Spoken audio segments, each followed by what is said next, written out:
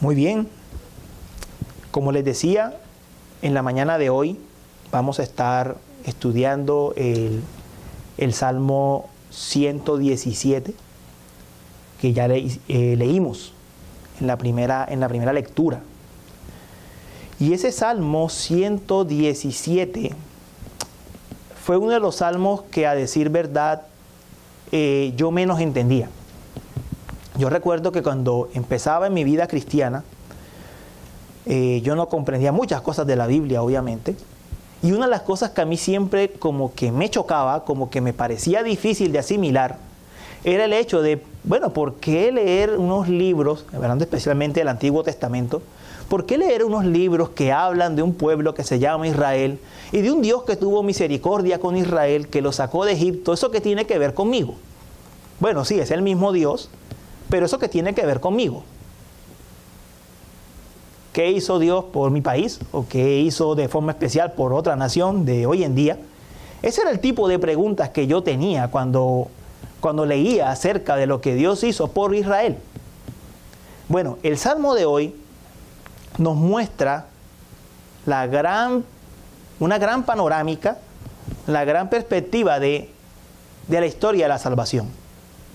Y de que esa historia de la salvación debe provocar en nosotros alabanza, acciones de gracias. Lo que Dios hizo por Israel debe traer alabanza, debe motivar la alabanza de nosotros, los gentiles, los que no somos Israel según la carne, los que no somos judíos de nacionalidad. Entonces, hoy vamos a estudiar el Salmo 117 y lo voy a leer nuevamente para recordarlo. Dice el Salmo 117: alaben al Señor naciones todas, alábenle pueblos todos, porque grande es su misericordia para con nosotros, y la fidelidad del Señor es eterna. Aleluya. Oremos. Señor, bendice tu palabra. Señor, es tu palabra, no es mía. Te pertenece a ti. Y tuyo también es el Espíritu, que puede obrar con la palabra. No soy nada más, Señor, sino un portavoz, una vasija, un mensajero. Que tu mensaje fluya por medio de mí, Señor, para honrar tu palabra, y obra, Señor, en el corazón de cada uno de nosotros para atesorarla. Te lo pedimos, Señor. Amén. El sermón de hoy se titulará Alaben al Señor todos los pueblos, y va a constar solamente de 2 puntos. El primero es el llamado a alabar, y el segundo es el motivo del llamado. Entonces, ¿cuál es el llamado? El llamado del que nos habla el Salmo tiene 2 palabritas, si las han visto, dice: alaben al Señor, naciones todas, pueblos todos, alábenle. Esas palabras, alaben, alábenle, aunque se traducen en nuestras Biblias de forma similar, como alabar, la misma palabra, realmente son 2 palabras diferentes. La primera palabra es la palabra alel, de donde viene aleluya. Y esa palabra básicamente nos habla de hacer conocer, de que algo se haga evidente. En este caso, que Dios sea conocido. La segunda palabra es shabak, me perdonarán por mi hebreo, quiere decir alabar con fervor, alabar con maravilla y con asombro. Entonces allí se combinan 2 elementos. Por una parte está diciendo adoren con fervor, pero por otra está diciendo adoren dando a conocer. ¿Qué significa eso? Está hablando de adorar con conocimiento, cantar con conocimiento. ¿Con conocimiento de qué? De quién es Dios y qué ha hecho. Eso es lo que está diciendo. Es malo, por una parte, adorar sin conocer, con muchas emociones, pero sin conocer. Y es malo, por otra parte, adorar con mucho conocimiento, pero sin fervor. El balance bíblico, el punto medio bíblico, está precisamente en que somos llamados a adorar al Señor conociendo la verdad. De eso es lo que precisamente está hablando el Salmo. Hay que cantar aquello que sea bíblico, aquello que corresponda con la verdad de Dios, no cualquier cosa, pero al mismo tiempo hay que cantar con las emociones correspondientes. Y a manera de comentario, esa es la dirección a la que nosotros queremos ir apuntando, a que las dos cosas estén balanceadas. Las emociones, porque los seres humanos somos seres emocionales, Dios nos hizo con emociones, pero al mismo tiempo con la verdad. Las dos cosas tienen que ir juntas. Y entonces ese es el llamado que Dios le está haciendo. Pero ¿a quién se lo está haciendo? Esa es la parte del Salmo que debe parecer interesante. Dice, alaben al Señor naciones todas, alábenle pueblos todos. ¿A quién está dirigiendo la exhortación? A los que no eran hijos naturales de Abraham, a los que no eran judíos. Y ahora, tengan en cuenta que Dios había revelado su palabra, su pacto, sus promesas, solo a la nación de Israel. En la época del Antiguo Testamento, algunos gentiles vinieron, pero fueron muy pocos. Ruth es un caso que se me viene a la mente, Rahab. Pero más allá de algunos gentiles que vinieron a la fe, realmente Dios dio a conocer su palabra al pueblo de Israel. Entonces, que en un salmo, que era lo que se cantaba en el templo, se esté extendiendo una invitación a que las naciones que no conocían a Dios, las naciones que adoraban a Baal, a Moloch, a todos esos ídolos que ustedes leen en el Antiguo Testamento, que desde el templo Dios estaba llamando a esas naciones idólatras y paganas a adorar a Dios, es algo que nos tiene que sorprender. Es algo que nos tiene que sorprender. Y a eso le podemos agregar algo, que el llamado de Dios no es un llamado general. Cuando el Salmo dice, naciones todas, pueblos todos, está haciendo, hagan de cuenta, el efecto de un microscopio. Como cuando se hace zoom sobre una imagen que está viendo en el computador. ¿Por qué? Porque las naciones, en efecto, comprende todas las naciones que existen en la tierra, pero cuando habla de pueblos, está hablando especialmente de grupos específicos. Está hablando, para ponerlo de esta manera, de los de color blanco, los de color moreno, los de color indígena, los indígenas, los amarillos.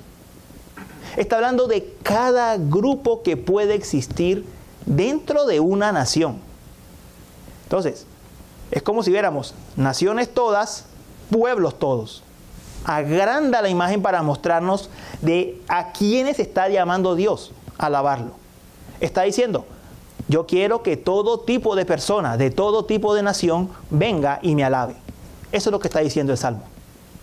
Eso es lo que está diciendo el Salmo. Ahora, noten cómo eso es completamente diferente al mensaje del mundo de hoy. El mundo de hoy dice, deje a cada grupo con su Dios. Deje a cada grupo con su religión.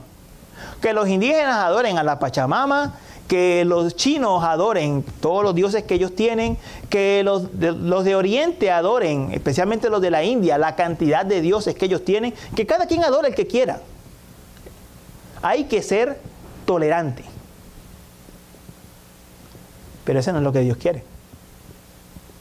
Lo que Dios dice es, yo quiero que de todos esos grupos que son paganos, que creen en un Dios o en un sistema religioso diferente, ellos me adoren a mí. Eso es lo que dice. Miren, en Colombia pasa algo muy particular con los grupos indígenas. La ley prácticamente protege a los grupos indígenas de no entrar a imponerles nada que esté en contra de su cultura. Está básicamente contemplado en la ley. Está prohibido. Además, ellos tienen sus resguardos, sus lugares donde ellos tienen sus comunidades y donde ellos viven de manera casi que independiente a toda la sociedad. El mundo de hoy funciona así. Deje a cada quien creer en lo que quiera. Pero realmente la Escritura nos dice algo diferente. Dios quiere que todo tipo de persona, de todo tipo de país, lo conozca y lo adore. Ese es su llamado. Y la adoración de la que Dios está hablando aquí no es una adoración de labios para afuera. Es decir, no es una adoración simplemente de queremos que todo este país se vuelva protestante y todo el mundo es protestante de nacimiento. No, no es eso de lo que está hablando.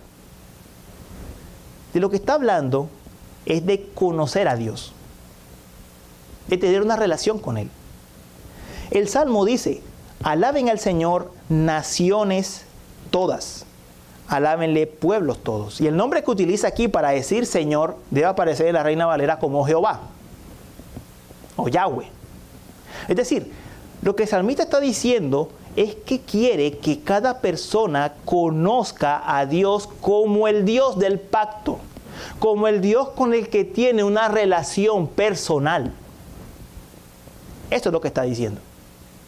Recuerden que el nombre Yahweh o Jehová, o yo soy, como se traduce en el Nuevo Testamento, fue el nombre que Dios usó para darse a conocer solo a la nación de Israel.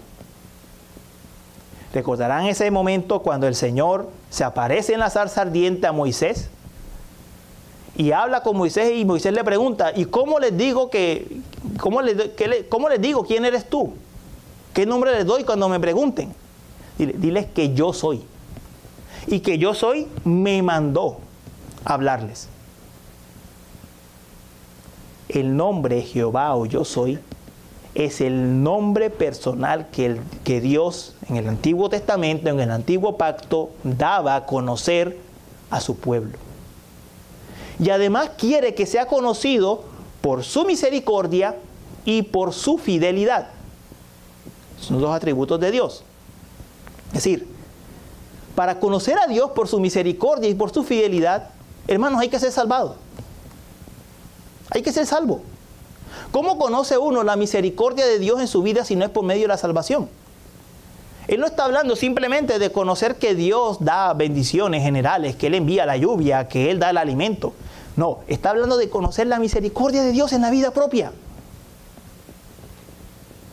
Entonces, lo que este salmo dice, lo que estos israelitas cantaban en el templo, era que vengan todos los gentiles que aún no conocen a Dios para que lo conozcan. Y recuerden que los salmos eran el libro de cánticos y el libro de oración de Israel. Hermanos, los israelitas cantaban y oraban por la venida de nosotros los gentiles. A conocer a Dios, tener una relación con Él.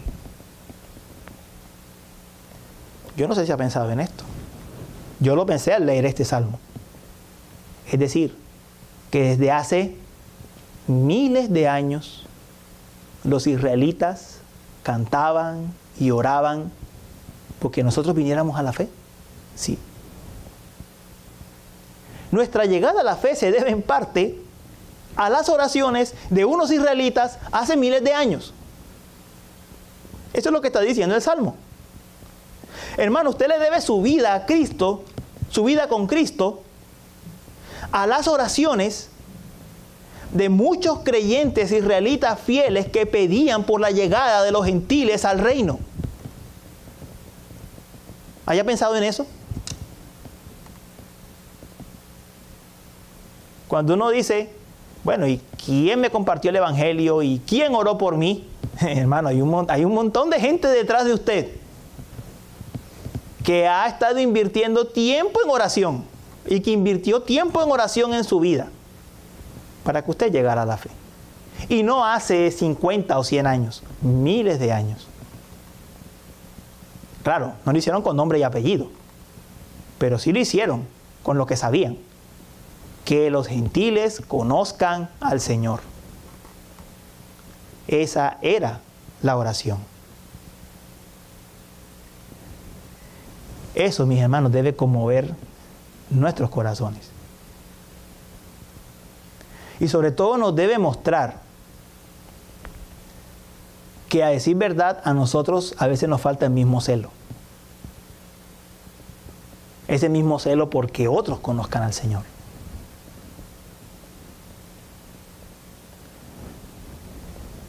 Ese debe ser nuestro deseo. Es cierto, hoy estamos en una situación diferente. Ya de las naciones gentiles hemos creído en el Señor. El Evangelio ha llegado a muchos países. Pero la esencia del Salmo sigue ahí. Hay personas que no conocen al Señor. Es nuestro deseo que otras personas vengan y lo conozcan, tengan una relación personal con Él, que Dios sea su Dios. ¿Es nuestro deseo?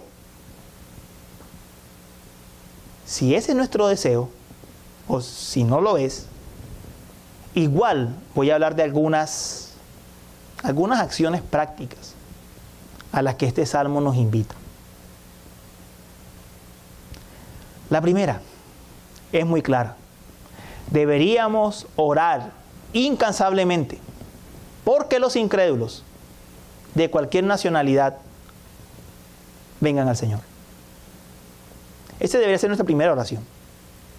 Nos debería preocupar que los incrédulos de cualquier nacionalidad y de cualquier lengua vengan al Señor.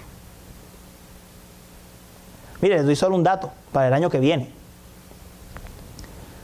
La PCA, esta denominación, está orando para que para el 2025 hayan al menos 70 pastores, 70 candidatos al seminario y 50 iglesias hispanas.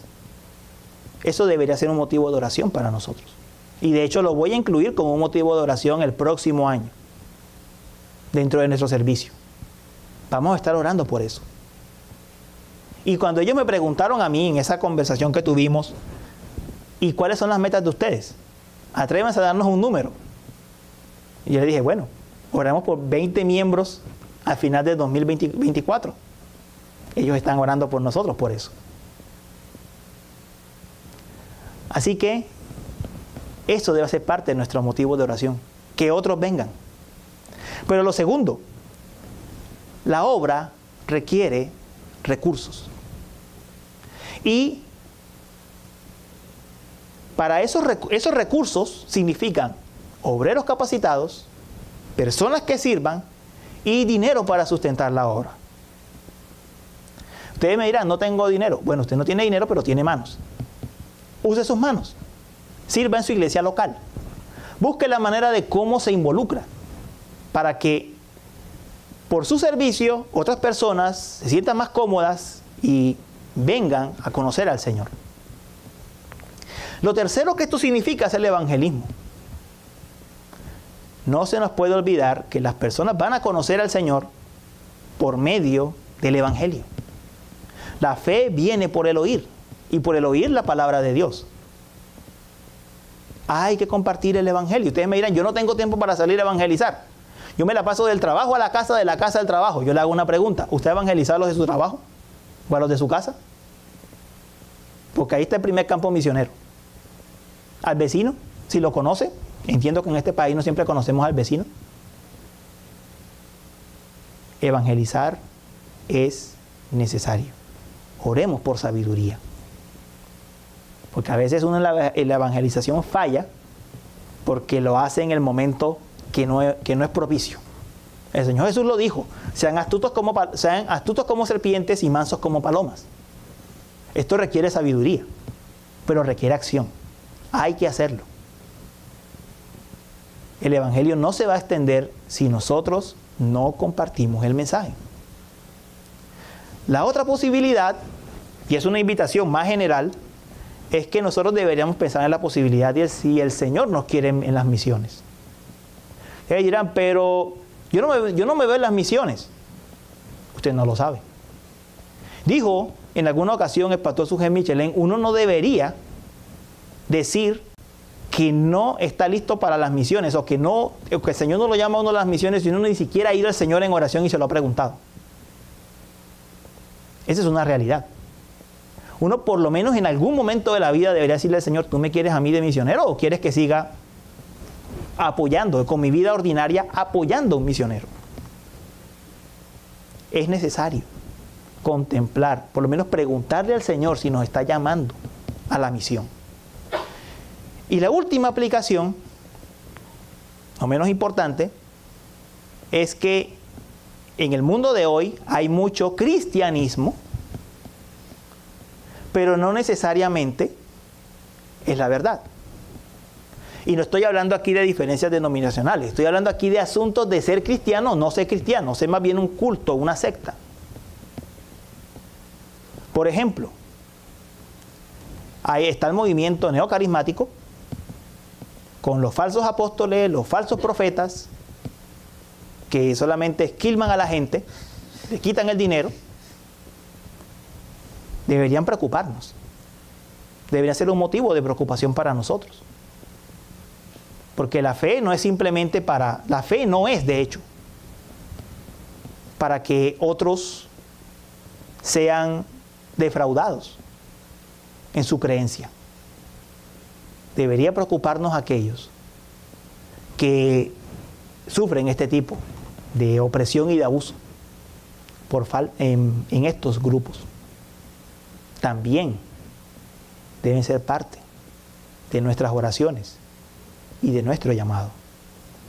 Mis hermanos, el Salmo 117 nos invita a orar, a cantar y a predicar para que otros conozcan a Cristo. Y ahora, ¿cuál es la razón que nos da el Salmo? ¿Cuál es el motivo por el cual debemos hacer este llamado? Ese es nuestro segundo punto. El verso 2 dice, les recuerdo, porque grande es su misericordia para con nosotros y la fidelidad del Señor es eterna. Aleluya. Este verso dice algo bastante profundo e impactante. Lo primero que dice es que grande es la misericordia del Señor para con nosotros. Voy a explicar qué significa ese grande. Ese grande aquí no significa que la misericordia de Dios es muy grande como el planeta Tierra o muy grande como el universo. Este grande aquí significa prevalecer. Esta palabra que aquí se traduce como grande fue usada o es usada en la Biblia en ese capítulo en que Moisés combatió con Israel combatió con los amalecitas. Recordarán que Moisés estaba sentado y él tenía que levantar las manos. Si Moisés levantaba las manos, Israel prevalecía. Si él bajaba las manos, Amalec prevalecía. La palabra que allí es prevalecer es la misma que aquí es grande. Entonces, ¿qué es lo que quiere decir esto? Que la misericordia del Señor para con nosotros es una misericordia que prevalece. Eso es lo que quiere decir. Es una misericordia que prevalece. Vean. Se lo pongo de esta forma. Yo creo que en este punto de nuestras vidas, uno tiene que ser consciente en que si no fuera por la misericordia del Señor, nosotros ya no estaríamos aquí. Yo creo que en este punto de nuestras vidas nosotros tenemos que ser realistas en esto. En que si el Señor no tuviese misericordia de nosotros, primero no nos habría salvado y segundo no nos habría sostenido hasta el día de hoy. Es de esto lo que está hablando el Salmo, la razón por la cual los gentiles eran llamados a venir a la fe. Es porque la misericordia del Señor con su pueblo ha prevalecido. Miren, hermanos, Israel no era, en Colombia tenemos una frase que dice ninguna perita en dulce. Es decir, Israel no era una nación fácil. El libro de Josué, en el capítulo 24, verso 14, dice que Israel era tan pagano como los egipcios. Igual de pagano. Es decir, Dios no sacó a Israel de Egipto porque Israel fuera mejor. Y lo dice en Deuteronomio de forma más clara después. No lo dice porque él fuera mejor. Porque Israel fuera un pueblo muy obediente. Un pueblo que permaneció 400 años en Egipto y que jamás adoró a otro Dios, sino que solo adoró a Dios. No, esa no era la situación, esa no es la realidad. El libro de Josué, cuando recuenta la situación de Israel en Egipto, dice que Israel era un pueblo que adoraba a otros dioses, como los egipcios. Y entonces, ¿cuál fue la razón por la que Dios hizo diferencia entre Israel y los egipcios? Pura misericordia. Porque Dios había hecho un pacto con Abraham, con Isaac y con Jacob, de que Él los iba a sacar de la tierra y que los iba a liberar de esa esclavitud. Esa fue la única razón. No hay otra. La pregunta, mis hermanos, a lo que nos invita este salmo es esta. Si Dios venció la idolatría, la incredulidad de Israel y lo hizo su nación santa, el pueblo del cual iba a venir el Mesías, ¿será que Dios no tenía el mismo poder para hacer eso con los gentiles? Esa es la pregunta del Salmo. Esa es la razón que da el Salmo. Porque la misericordia de Dios prevalece. Prevalece para con nosotros. Y a eso añade que su fidelidad es eterna. Es decir, Dios es fiel a su pacto y Dios no iba a cambiar su pacto. Dios había dicho que Él iba a bendecir por medio del hijo de Abraham a todas las familias de la tierra y Dios iba a cumplir con su palabra. Esa es la razón. Esa es toda la razón. Y en Gálatas 3 ya leímos en la segunda lectura quién es el hijo de Abraham. Ya leímos que es Cristo. Dios no iba a cambiar de plan. Dios no cambió de plan. Él tuvo misericordia de Israel cuando lo sacó de Egipto, cuando lo llevó a la tierra prometida, de una nación idólatra, y la va a tener de nosotros. Esa es la razón. La tuvo de nosotros y la va a seguir teniendo. Esa es toda la situación. Es Cristo quien hace que lo que este salmo desea, que lo que en este salmo es un deseo, lo que en este salmo es un llamado, se haga una realidad.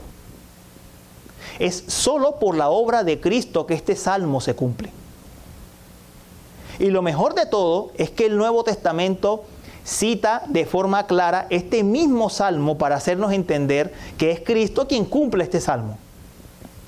Y yo los invito a que me acompañen a Romanos capítulo 15, versos 7 al 12. En la página, en estas Biblias blancas, en la página 1165.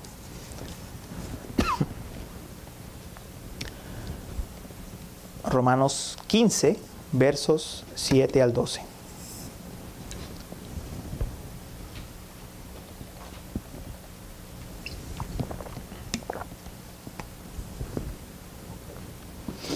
Cuando lo tengan me dicen amén, por favor. La palabra de Dios dice, hermanos: por tanto, acéptense los unos a los otros, como también Cristo nos aceptó para la gloria de Dios. Pues les digo que Cristo, aquí viene la razón, pues les digo que Cristo se hizo servidor de la circuncisión, si Él obedeció toda la ley del Antiguo Testamento, para demostrar la verdad de Dios, para confirmar las promesas dadas a los padres. ¿Promesas dadas a quién? A Abraham, Isaac y Jacob, las promesas de las que hemos hablado.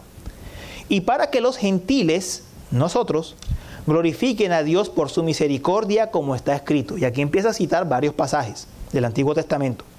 Por tanto, te confesaré entre los gentiles y a tu nombre cantaré. Esa es una referencia a 2 de Samuel 22:50. Vuelve a decir, verso 10. Regocíjense gentiles con su pueblo. Deuteronomio 32:43. Y de nuevo en el verso 11. Alaben al Señor todos los gentiles y todos los pueblos lo alaben. El salmo que estamos leyendo. Y a su vez Isaías dice, retoñará a la raíz de Isaí el que se levanta a regir a los gentiles pondrán en él su esperanza. El del verso 11 es el salmo que estamos leyendo. ¿Qué es lo que está diciendo? Cristo cumplió con toda la ley, se hizo siervo de la ley para que nosotros viniéramos a la fe. Para cumplir con las promesas que había hecho a los padres, porque nadie había podido cumplir con la ley, nadie puede cumplirla por su propia cuenta. Y además, para que nosotros podamos glorificar a Dios por su misericordia. Es Cristo quien cumple lo que este salmo prometía. Lo que en este salmo era apenas un llamado. Esa es la razón por la que nosotros podemos decir a viva voz, alaben, oh pueblos, al Señor.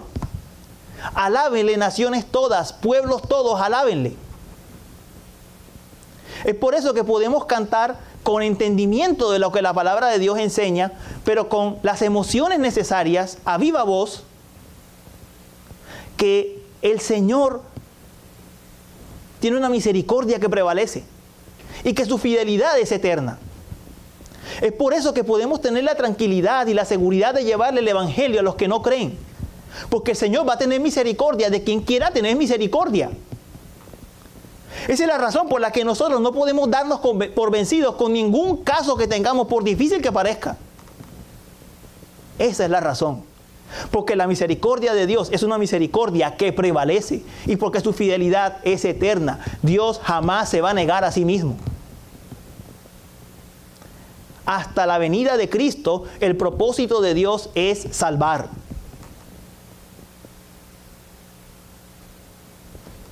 ¿Tienes una persona incrédula en tu trabajo, en tu vecindario, dentro de tu familia? ¿Qué tienes que hacer? Invitarlo a que alabe al Señor. Invitarlo a que venga a conocerlo. Invitarlo a que venga a disfrutar de su misericordia. Hermanos, no perdamos el tiempo lamentándonos. No perdamos el tiempo lamentándonos. Porque la única razón por la cual nosotros podemos tener esperanza de que Dios va a salvar en nuestros trabajos, en nuestras casas, en esta ciudad, es porque la misericordia de Dios prevalece y su fidelidad es eterna. No hay otra razón. Hermanos, la Biblia nos dice el final. Lo bueno de la Escritura es que nos dice cuál va a ser el final.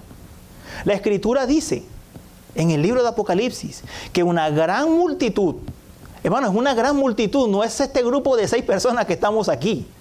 Una gran multitud, la cual nadie podrá contar, de toda nación y tribu y pueblo y lengua, estará delante de Dios y de la presencia del Cordero. Y esa gran multitud va a clamar: la salvación pertenece a nuestro Dios que está sentado en el trono y al Cordero. La pregunta que tenemos que hacernos es: ¿y por qué en esa gran multitud no pueden estar aquellos por los que estoy orando? Aquellos a los que les estoy predicando. ¿Y por qué en esa gran multitud no pueden haber muchos cristianos hispanos en Tampa? ¿Y por qué en esa gran multitud no pueden haber muchas personas convirtiéndose en Cuba, en Colombia, en República Dominicana, en Venezuela? ¿Por qué no? El plan de Dios, mis hermanos, no es un plan pequeño. Es un plan muy grande. Muy grande. No hay que desfallecer. No hay que desmayar. Demos a conocer al Señor. démoslo a conocer. Que esa sea su meta, mi querido hermano, mi querida hermana, este año. Dar a conocer al Señor. Orar por otros. Predicarle a otros. Que otros vengan a conocerlo. Y vamos a ver, se lo digo, vamos a ver la gloria de Dios en el asunto. Vamos a ver la gloria de Dios en el asunto. Hermanos, ustedes no tienen un Dios que se cansó de tener misericordia. Ustedes tienen un Dios que tiene una misericordia que prevalece. ¿El pecado es grande? La misericordia es más grande. Prevalece. Porque donde abundó el pecado, sobreabundó la gracia. Y con esto no quiero dar una licencia de que todos hagan lo que quieran, no. Lo que estoy diciendo es,